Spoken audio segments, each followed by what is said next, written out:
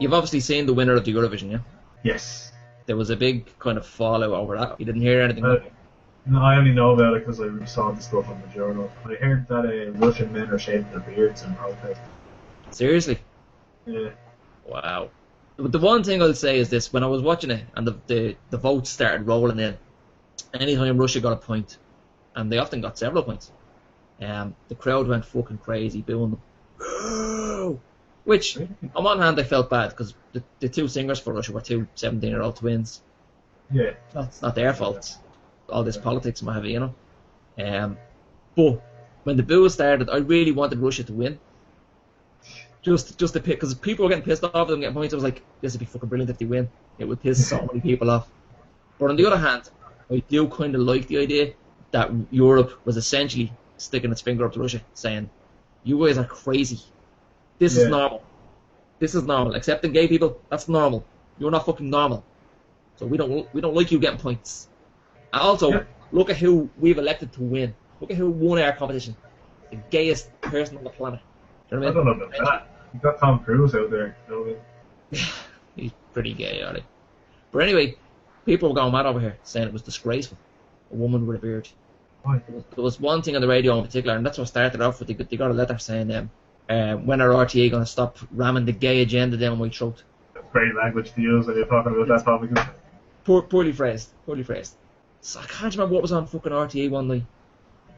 I can't remember. But something was on one night, and then the next night you have a woman with a beard winning the Eurovision. How do I explain that to my kids? When my kids say, Mammy, how come that woman has a beard? What am I supposed to say to them? Now, nobody said this, but if I had been on the radio, I'd have said, first of all, if you're watching the fucking Eurovision with your kids, right, which I did, let Lemma watch the Eurovision with me, right? If you're watching the Eurovision with your kids, you have to know they're going to see some weird stuff. They're going to see some stuff that doesn't make sense. Do you know what I mean? That is the point of Eurovision. Yeah. A woman with a beard is the least of your fucking worries. Nobody complained about it. Did you see Germany's act? Was it Germany? I think it was Germany. Did you see it? No. They were dressed like, you know, like Oktoberfest. And you see women walking around with like 8 points in each hand. You know, that kind of dress. With plaits down the side of their face and big cleavage and frilly gear and all. They were dressed like that, right? Sexy and what have you. And there was one of them up the front, and she was doing various sexy chores. Like she was washing stuff on a washboard. So you could see right down her cleavage because she was bending over. And then the next thing, she was churning butter like this. And she was, like, staring into the camera, flirting it, like that. It was the sexiest thing ever, but the cheesiest thing ever, in a bad way. But, like, nobody complained about that. Nobody complained about this overly sexualized act. But a woman with a beard who did nothing. There was nothing sexy about what she did. She didn't do a sexy dance. She didn't flirt with the camera. She just got up and she sang. She had a beard. That was the only thing out of place. Do you know what I mean? But no, the fucking phones are ringing off the hook with complaints over that. Woman with a beard!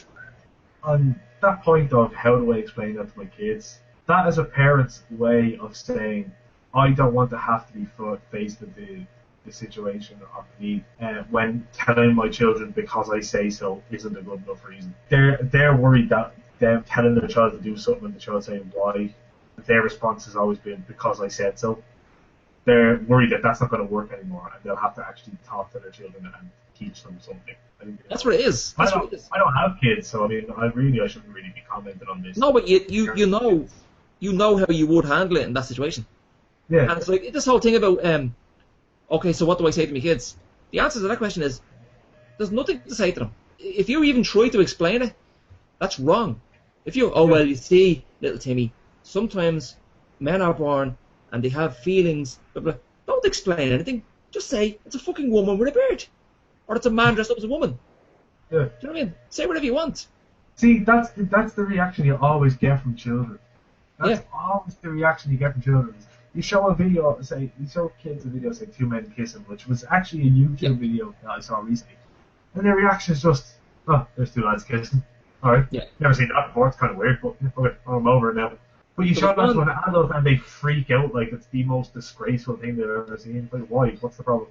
Two men kissed. Oh, the world is ending. No, the next generation, of all the things that's going to be wrong with them, they're at least going to have that right with them. Yeah. They're going to be a lot more, accepting of stuff like that. Stuff that's not normal. within whatever that word means. Yeah. It's just it's amazing that people still give a shit. It's also the gay marriage debate when people say it changes my marriage, changes the definition of marriage. The definition of marriage has changed completely when you're allowed to get divorced fucking 6 times.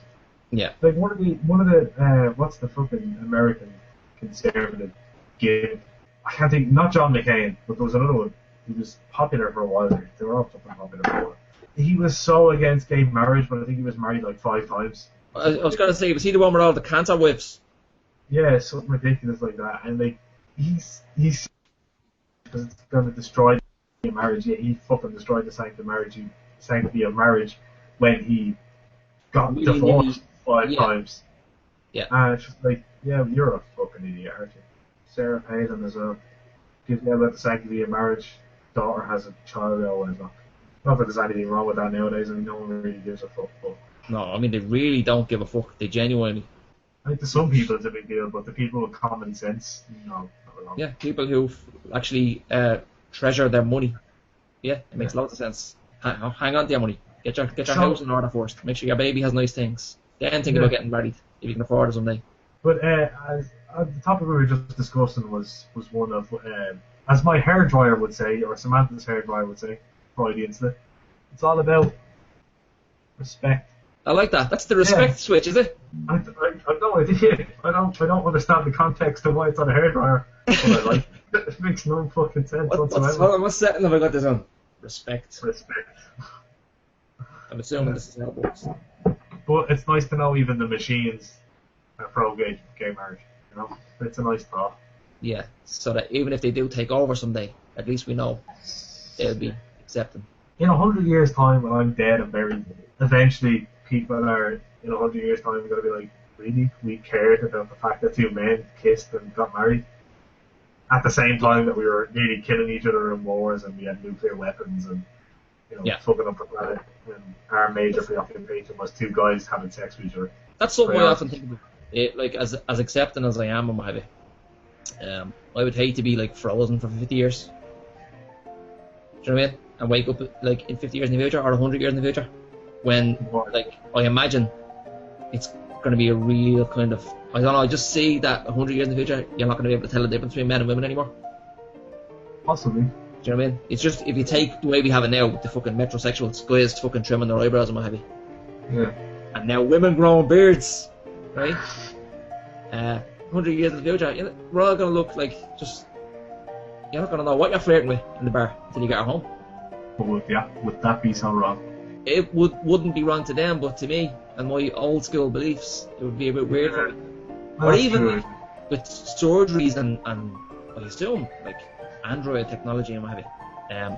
Sometimes you can take home a woman and find out not only is it not a woman, but it's not even fucking, or maybe it was a man like yesterday morning and now it's a woman, and it could be the most beautiful woman you've ever seen in your life. Could be. But because we're living in a fantastic age, and the thing is, would it matter anymore? So you'd still know that's a man's brain in there.